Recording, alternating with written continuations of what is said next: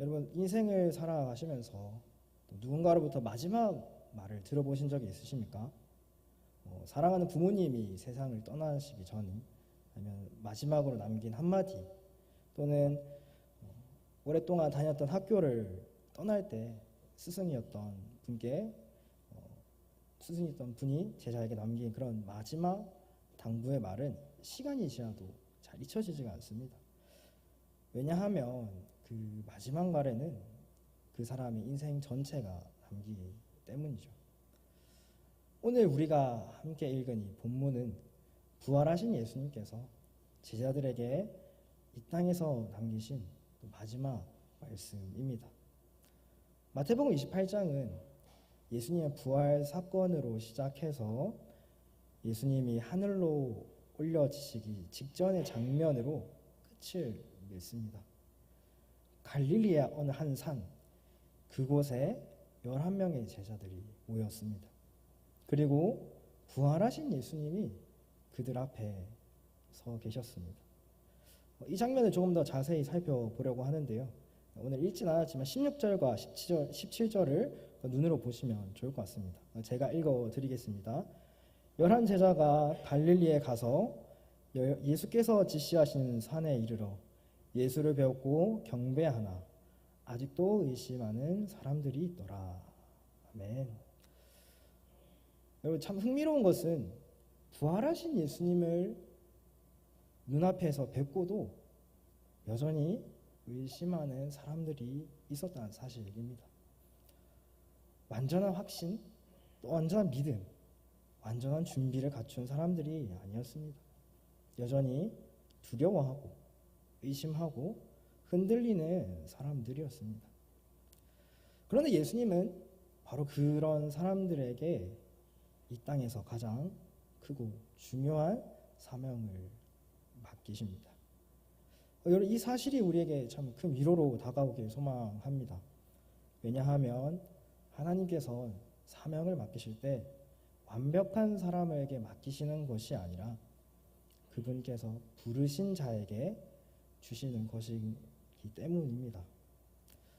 오늘 이 자리에 앉아 계신 여러분 가운데서도 나는 너무 부족하다.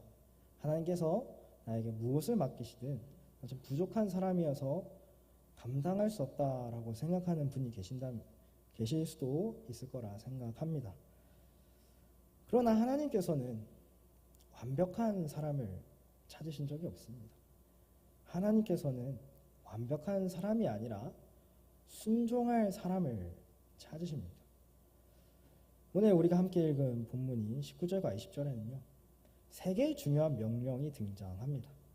가라, 제자로 삼으라, 가르쳐 지키게 하라. 그리고 이 모든 사명을 감당하게 하는 하나의 크고 놀라운 약속이 이어집니다. 내가 세상 끝날까지 너희와 항상 함께 있으리라.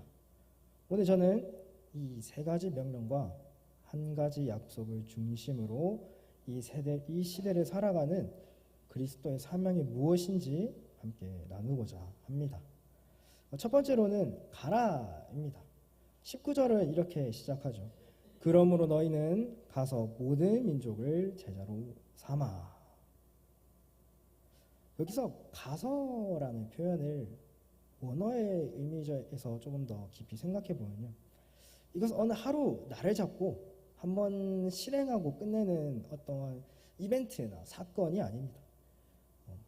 마치 출근하면서 생각해 보라든지 걸어가면서 이야기하자라고 말할 때처럼 우리 삶이 흘러가는 그 걸음 속에서 녹아있는 방향이나 태도를 가리킵니다. 그리스도인의 삶 자체가요. 가는 삶, 끊임없이 나아가는 삶이 되어야 한다는 의미를 담고 있는 것이죠. 이 명령이 주어진 장소를 우리 다시 한번 생각해 봅시다. 제자들은 지금 어디에 모여 있습니까? 제자들은 갈릴리라는 익숙한 곳에 모여 있었습니다. 그곳은 그들의 고향이자 예수님과 함께했던 곳이죠. 익숙한 얼굴, 익숙한 바다, 익숙한 삶의 자리였습니다. 베드로와 안드레, 야고보와 요한에게 갈릴리 바다는 물고기를 잡던 삶의 터전이었고요. 그 안에는 그들의 안정감과 편안함이 있었습니다. 그러나 예수님은 그들에게 익숙한 자리에 머물게 하지 않으셨습니다. 모든 민족에게로 나아가라고 명령하십니다. 사람은 누구나 가는 것, 어떤 낯선 곳을 가는 것이거나 도전하는 것을 두려워합니다. 우리도 그렇지 않습니까? 저는 제 모교회를 떠나서 처음 사역을 시작할 때가 참 기억에 남습니다. 제가 광안제일교회 처음 면접에 왔을 때 너무 많이 긴장을 하고 떨어서 저희 담임 목사님께서 긴장하지 않아도 된다라고 말씀하셨는데 그때는 몰랐습니다. 근데 시간이 지나가니까 제가 얼마나 긴장을 했는지 손이 떨렸던 게 이제야 기억이 납니다. 왜 그렇습니까? 낯선 아무것도 모르는 나에게 안정감을 주는 그 무언가가 없는 곳으로 왔기 때문이죠. 예수님께서는 지금 제자들에게 그런 곳으로 보내십니다. 제자들에게 가라 하신 것처럼 또한 우리에게도 동일하게 가라 말씀하십니다. 왜냐하면 매주 같은 자리에 같은 사람만 교제하다 보면 나의 신앙이 나 자신의 어떤 만족을 위한 것으로 축소되어 버리기 때문이죠. 그러나 성경에서 끊임없이 하나님께서는 성경에서 사람들을 보내십니다. 그 자리에 안주하게 하지 않으십니다. 구약의 아브라함을 떠올려 봅시다. 하나님은 그에게 이렇게 명령하셨습니다. 창세기 12장 1절입니다. 여호와께서 아브라함에게 이르시되 너는 너의 고향과 친척과 아버지의 집을 떠나 내가 내게 보여줄 땅으로 가라. 아브라함이 받은 첫 명령은 가라라는 것이었습니다. 자신이 살던 곳, 자신에게 안정감을 주고 자신이 정말 익숙한 그 환경을 떠나서 가라라고 말씀하셨습니다. 또 모세도 마찬가지였습니다. 미디안 광야에서 양을 치던 모세에게 하나님 나타나셔서 말씀하십니다. 출애굽기 3장 9절과 10절입니다. 이제 가라, 이스라엘 자손의 부르짖음이 내게 달하고 애굽 사람이 그들을 괴롭히는 학대도 내가 보았으니 이제 내가 너를 바로에게 보내어 너에게 내 백성 이스라엘의 자손을 애굽에서 인도하여 내게 하리라. 아멘. 성경 전체를 관통하는 하나님의 부르심의 어떤 패턴은 바로 가라라는 명령이었습니다. 그렇다면 오늘 우리에게 이 가라는 명령은 무엇을 의미할까요? 여기서 우리가 반드시 기억해야 할 것이 있습니다. 가라는 이 명령이 반드시 어떤 지리적인 이동, 해외 선교나 다른 지역으로의 이주만을 의미하진 않는다라는 것입니다. 물론 하나님께서는 어떤 사람들을 낯선 땅과 낯선 민족에게로 부르십니다. 그러나 모든 그리스도인이 선교사가 되어서 지구 반대편으로 가야 한다는 뜻은 아닙니다. 오히려 우리는 이미 보내심을 받은 자로 살아가고 있습니다. 우리가 매일 출근하는 직장, 우리의 자녀들이 다니는 학교, 우리의 가정, 우리가 마주치는 이웃들, 이 모든 자리가 하나님께서 우리를 보내신 선교지라는 것입니다. 문제는 우리가 그 자리를 사명의 자리로 인식하지 못하는 데 있습니다.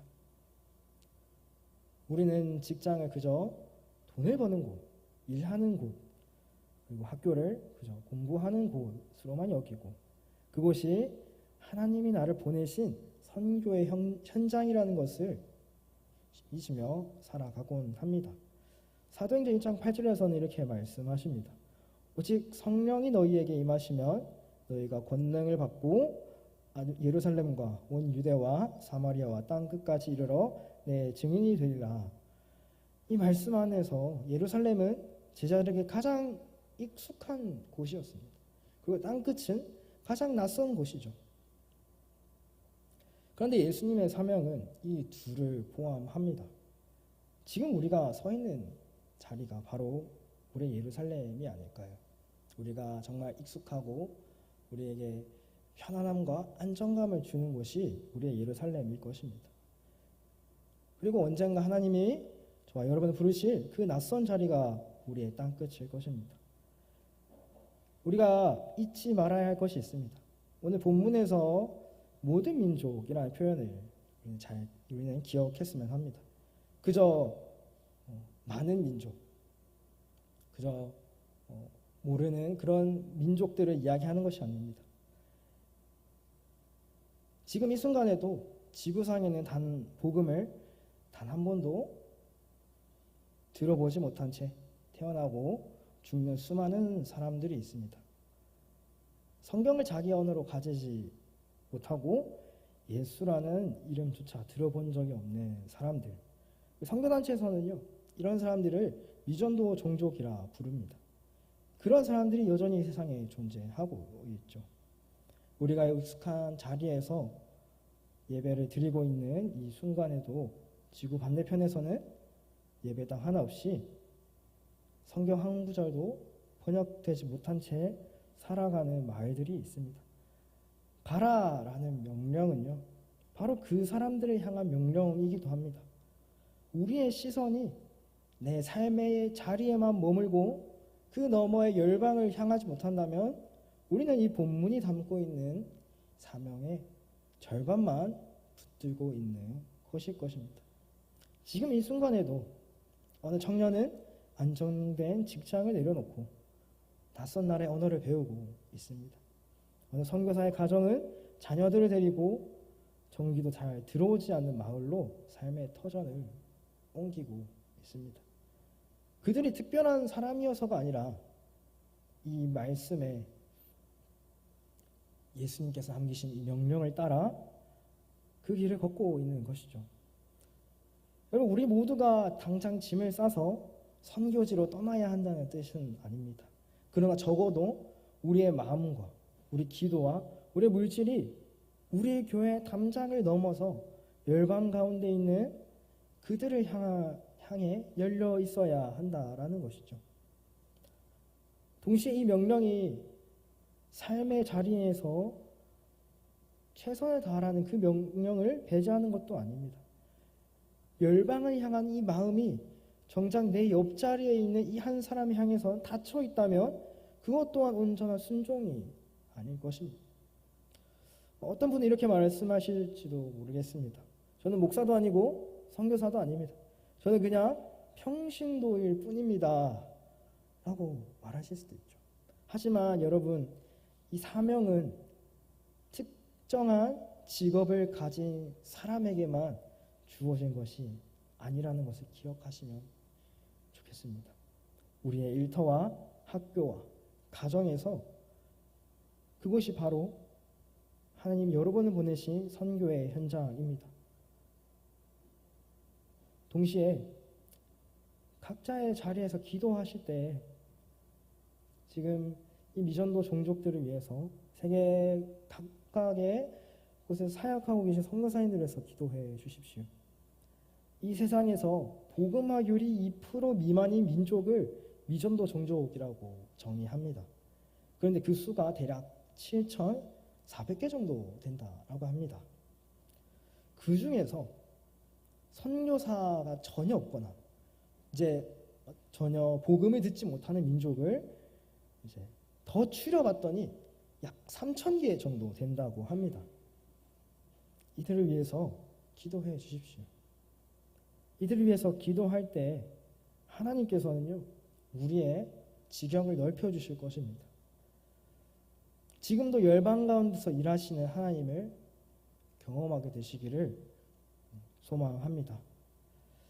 그 가라는 명령이 그들을 향해서 우리가 물리적인 거리이기 때문에 갈 수는 없을지라도 우리의 기도와 우리의 관심이 그들을 향할 수 있지 않습니까? 그렇기 때문에 우리의 기도의 자리에서 그들을 위해 기도하는 저와 여러분 되시기를 축복합니다. 둘째로 제자로 삼으라는 명령입니다. 본문을 이제 문법적으로 좀 살펴보면요, 매우 흥미로운 사실을 발견하게 됩니다. 19절에서 20절까지 이어지는 이 문장 안에서 실제로 이제 명령형으로 쓰인 동사는 바로 제자로 삼으라 단 하나입니다. 그래서 가라, 세를 베풀고 가르쳐라는 이 중심 명령은 전부 이 제자로 삼으라는 이 동사를 수식하는 분사들인 것이죠. 쉽게 설명하면은 이 제자로 삼으라는 동사를 위해서 동사를 꾸며주는, 수식하는 말이라는 것입니다. 그리스도인의 사명의 핵심은요, 바로 제자를 삼는 것에 있습니다. 제자를 삼는다는 것은 무엇을 의미하는 것일까요? 제자란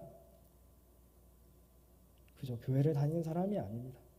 제자란 예수님을 따라 살아가는 사람입니다. 예수님의 걸으신 길을 따라 걷고 예수님의 마음을 품고 예수님처럼 자기 십자가를 지고 살아가는 사람입니다. 예수님께서 12 제자들과 함께 지내시면서 어떻게 그들을 대하셨고 양육하셨는지 한번 생각해 봅시다. 예수님께서는 그들을 부르신 후에 3년이란 시간 동안 함께 먹고 걷고 배를 타고 산에 오르면서 그들과 함께 삶을 나누셨습니다. 제자들이 실수할 때 꾸짖으시고 두려워할 때 위로하시며 그들이 의심할 때 그들을 인내하시며 곁에 함께 머무셨습니다. 여러분, 제자를 삼는 일은 어렵지 않습니다. 예수님처럼 그 사람의 곁에서 머물면서 기다려주고 함께 시간을 보내면서 내 삶으로 예수님이 어떤 분이신지를 알려주는 것입니다. 한 영혼이 교회에 발을 들여놓게 되면 거기서 끝나지 않아야 할 것입니다. 그 영혼이 실제로 그리스도를 닮아 갈 수 있도록 함께 걸어주는 것이 바로 이 제자를 삼는 것이죠. 사실 전도는 씨를 뿌린다라고 표현하지 않습니까? 제자를 삼는 것은 그 씨가 자라서 열매를 맺을 때까지 함께 물을 주고 가꾸는 일입니다. 대표적으로 바울이 있죠. 바울은 디모데를 만나고 디모데에게 단지 복음을 전하고 떠나지 않았습니다. 디모데를 자신의 동역자로 삼아서 함께 여행하고 사역하면서 그에게 편지를 써서 신앙과 삶의 원리를 가르쳤습니다. 그리고 디모데후서 2장 2절에서 바울은 이렇게 말합니다. 내가 많은 증인 앞에서 내게 들은 바를 충성된 사람들에게 부탁하라. 저희가 또 다른 사람들을 가르칠 수 있으리라. 아멘.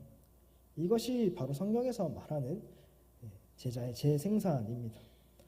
바울이 디모데를 세우고 디모데가 또 다른 사람을 세우고 그 사람이 또 다른 사람을 세워주는 것입니다.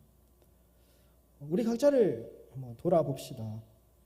오늘 지금 내가 이 신앙 안에서 서 있을 수 있는 것은 누군가 나를 위해서 기도해주고 나를 가르쳐주고 나와 함께 걸어주었기 때문이 아닙니까?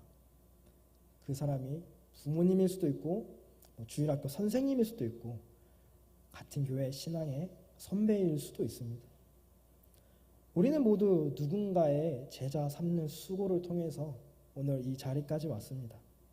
그렇다면 이제는 우리가 그 바통을 이어받아서 또 다른 누군가를 세워야 할 차례입니다. 여러분 곁에 여러분이 삶으로 섬기며 함께 걸어줄 수 있는 사람이 있습니까? 전도는 한순간의 결신으로 끝나는 것이 아니라 한 생명이 그리스도를 닮아가도록 함께 동행하는 긴 여정임을 기억하시면 좋겠습니다. 이번 주 우리 여러분이 삶으로 세워질 수 있는 단 한 사람을 마음에 품는 저와 여러분들이 되시기를 소망합니다. 마지막으로 가르쳐 지키게 하라입니다. 여기서 대단히 중요한 것은 이 명령이 가르치다라는 동사에서 끝나지 않고 지키게 하다까지 나아간다라는 것입니다. 성경을 아는 것은 굉장히 중요합니다. 그러나 예수님이 이 마지막 명령에서 강조하신 것은 아는 것이 아니라 지키는 것, 즉 삶으로 순종하는 것이었습니다. 마태복음 7장 24절에서 27절을 제가 읽어드리겠습니다. 그러므로 누구든지 나의 이 말을 듣고 행하는 자는 그 집을 반석 위에 지은 지혜로운 삶 같으리니 비가 내리고 창수가 나고 바람이 불어 그 집에 부딪히되 무너지지 아니하나니 이는 주추를 반석 위에 놓은 까닭이요 나의 이 말을 듣고 행하지 아니하는 자는 그 집을 모래 위에 지은 어리석은 사람 같으리니 비가 내리고 창수가 나고 바람이 불어 그 집에 부딪힘에 무너져 그 무너짐이 심하니라. 아멘. 듣는 것과 행하는 것, 이 둘 사이에는 매우 큰 간격이 존재합니다. 그리고 그 간격을 메우는 것이 바로 우리가 감당해야 할 가르쳐 지키게 하는 사명입니다. 또한 본문에서 내가 너희에게 분부한 모든 것이라는 표현도 우리는 주목해야 합니다. 우리가 내 마음에 드는 어떤 편안하게 느껴지는 내 마음에 드는 어떤 몇 가지만 선택적으로 골라서 지키는 것이 아니라 예수님이 가르치신 그 모든 것을 지키도록 가르쳐야 한다라는 것이죠. 진정한 제자의 길은 예수님이 가르치신 모든 것, 내 마음에 드는 것도 내 마음에 들지 않는 것도 모두 삶으로 받아들이는 것입니다. 그래서 야고보서 1장 22절은 이렇게 이야기합니다. 너희는 말씀을 행하는 자가 되고 듣기만 하여 자신을 속이는 자가 되지 말라. 자신을 속인다는 이 표현이 굉장히 무섭지 않습니까? 우리가 이 예배당에 앉아서 말씀을 듣고 은혜 받았다고 느끼면서 고개를 끄덕이다가도 그 말씀이 우리 삶에서 아무런 열매를 맺지 못한 채 흘러가 버린다면 그것이 바로 자기 자신을 속이는 것이라고 야고보는 이야기하는 것입니다. 그렇다면 우리는 어떻게 이 사명을 감당할 수 있을까요? 먼저 우리 자신부터 말씀을 듣고 지키는 삶을 살아야 합니다. 그리고 그 후에 나의 삶을 통해서 다른 사람들도 순종의 자리로 이끌어야 하는 것입니다.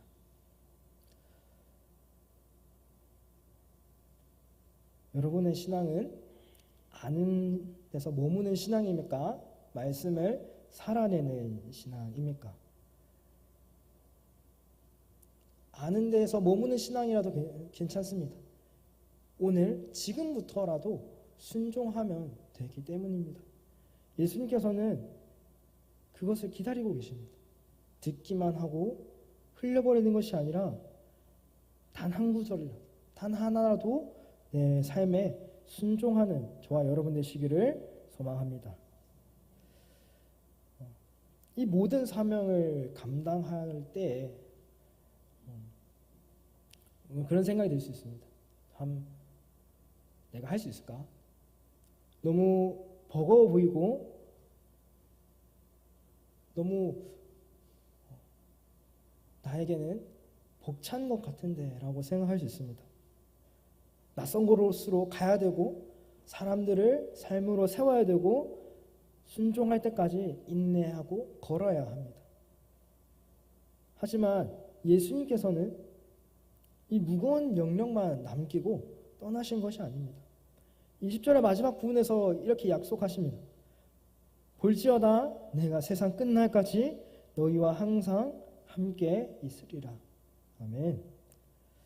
이 한마디는 앞선 이 세 가지 명령의 무게를 감당하게 하는 모든 것을 아우르는 약속입니다.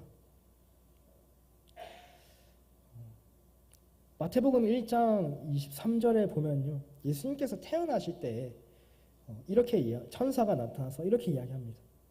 보라 처녀가 잉태하여 아들을 낳을 것이요 그 이름을 임마누엘이라 하리라 하셨으니 이를 번역한즉 하나님이 우리와 함께 계시다 함이라.